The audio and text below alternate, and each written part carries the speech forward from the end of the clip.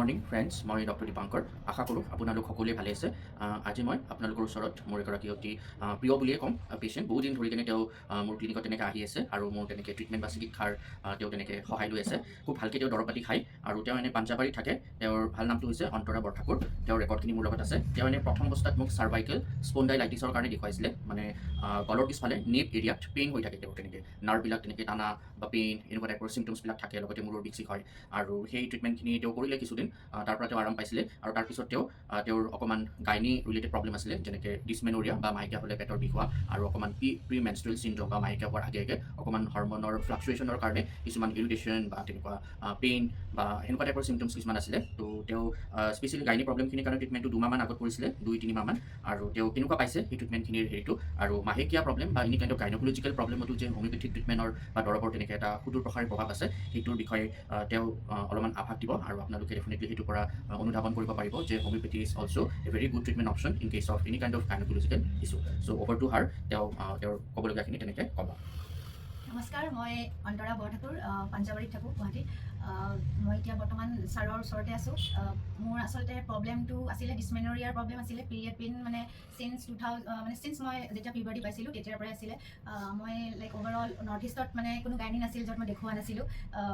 বহুতে pain killers দি পেলাই ভাল হৈ যাবকৈ মোক পঠাই দিছিলে। কিন্তু ফাইনেলি 2025ত মই ছাৰৰ লগত ইণ্ট্ৰডাকশ্যনত আহিলোঁ। মই ছাৰৰ বিষয়ে গম পালোঁ। ছাৰৰ ইয়াত আহি পেলাই ছাৰৰ গোটেই প্ৰব্লেমসমূহখিনি ক'লোঁ।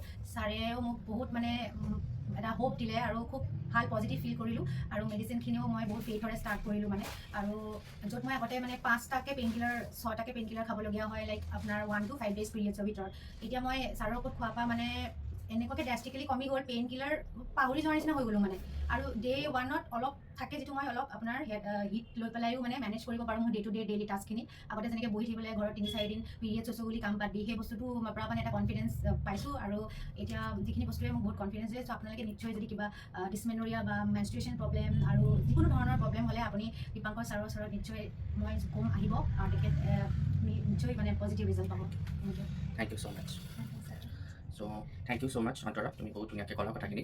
আৰু তোমাৰো সেইটো মানে ধুনীয়াকৈ ধৈৰ্য ধৰি কিনে তুমি মেডিচিনখিনি খাইছা আৰু ইমান দিনৰ পৰা তেনেকৈ ট্ৰিটমেণ্টটো ভালকৈ ষ্টিক কৰিছা আৰু খুব ডিচিপ্লিনকৈ মেডিচিনবিলাক খাইছা। তো তাৰেও ফলখিনি পাইছা। ডেফিনেটলি তোমাৰ সেইবোৰ কমি গৈছে। তো আশা ৰাখিছোঁ অনাগত দিনবোৰত তুমি সম্পূৰ্ণৰূপে বেমাৰখিনিৰ পৰা যাতে ওলাই অহা আৰু এটা সুস্থ জীৱন যাপন কৰা, সেইটো আশা ৰাখিছোঁ। আৰু পেচেণ্টবিলাকো মই কৈছোঁ, ডিছমেনৰিয়া বা any kind of gynaecological issue homeopathic ট্ৰিটমেণ্টটো এটা মানে খুব নিৰ্ভৰযোগ্য ট্ৰিটমেণ্ট হিচাপে গণ্য হয়। তো আপোনালোকে এক্সপ্ল'ৰ কৰিব। তৎক্ষণাৎ পেইন কিলাৰ চেইনকিলাৰৰ ওপৰত ইণ্ডালজেঞ্চ বা এটা ডিপেণ্ডেঞ্চি হোৱাতকৈ হোমিঅ'পেথিক দৰৱৰ সহায়ত ৰুট কজৰ পৰা বেমাৰটো আপোনালোকে ভাল কৰাটো বেছি গুৰুত্ব দিয়াটো সমীচীন হ'ব বুলি মই তেনেকৈ ভাবোঁ। তো আজিলৈ আহিছোঁ, নমস্কাৰ।